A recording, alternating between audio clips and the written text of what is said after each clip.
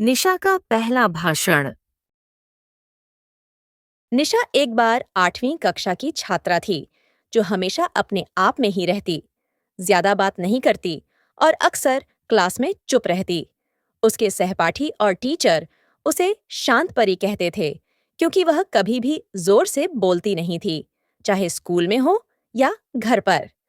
निशा की आवाज इतनी धीमी और कमजोर थी कि कई बार लोग उसे सुन ही नहीं पाते थे और इसी वजह से वह लोगों के सामने बोलने से बहुत डरती थी। उसे यह डर था कि अगर वह बोलती भी तो कहीं लोग उसकी आवाज पर हंस न दें या उसकी बात को सही से न समझ पाएं। निशा के घर वाले भी उसकी इस शर्मीली प्रवृत्ति को देखकर चिंता करते थे और उसे प्रोत्साहित करते कि वह अपनी आवाज बुलंद करे। लेकिन निशा के मन में यह डर गहरा था। स्कूल में एक दिन टीचर ने सभी बच्चों को स्वतंत्रता दिवस के कार्यक्रम के लिए भाषण प्रतियोगिता में हिस्सा लेने को कहा। सभी बच्चे बहुत उत्साहित थे। वे भाषण की तैयारी में जुट गए, लेकिन निशा का दिल डर से धड़कने लगा। टीचर ने निशा से कहा, तुम्हें भी हिस्सा लेना चाहिए, तुम्हारी आवाज में एक खास बात है।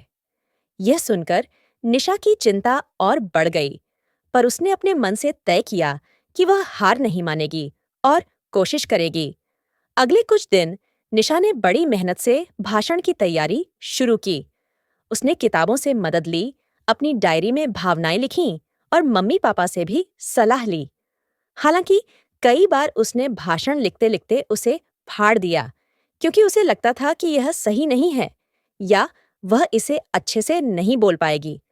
कई बार वह आईने के सामने जाकर अभ्यास करती, अपनी आवाज को समझने की कोशिश करती कि कैसे वह खुद को बेहतर तरीके से प्रस्तुत कर सके।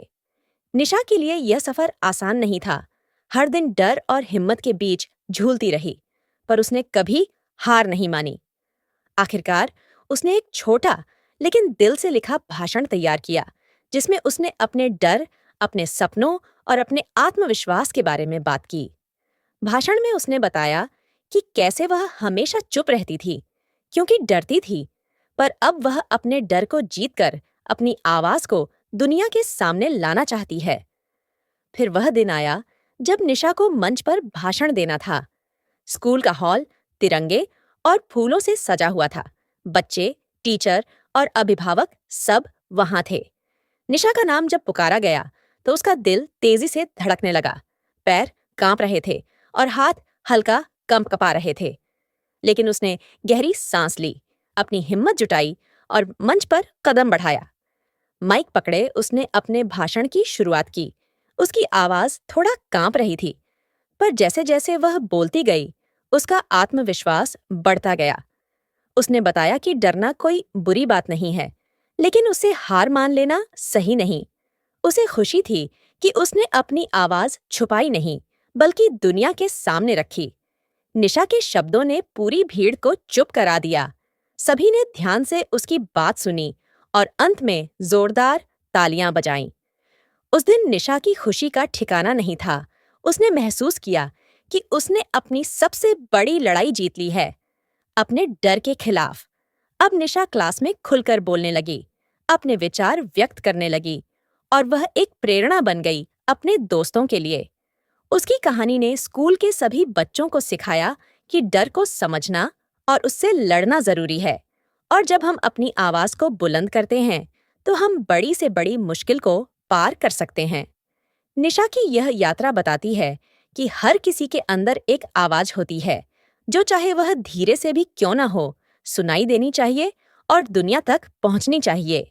यह कहानी बच्चों को यह संदेश देती है कि डर को पीछे छोड़कर खुद पर विश्वास करना ही सफलता की पहली सीढ़ी है और मेहनत, हिम्मत से हर सपना पूरा किया जा सकता है। निशा की तरह हर बच्चा अपने डर को जीत सकता है, अपनी आवाज को पहचान सकता है और दुनिया के सामने अपने सपनों को रख सकता है। यही निशा का पहला भाषण केवल एक भाषण नहीं था, बल्कि उसके जीवन की नई शुरुआत थी। एक नई कहानी जो सभी बच्चों के दिलों को छू जाती है, उन्हें प्रेरित करती है और यह सिखाती है कि किसी भी मुश्किल वक्त में खुद पर भरोसा रखना सबसे बड़ी ताकत होती है।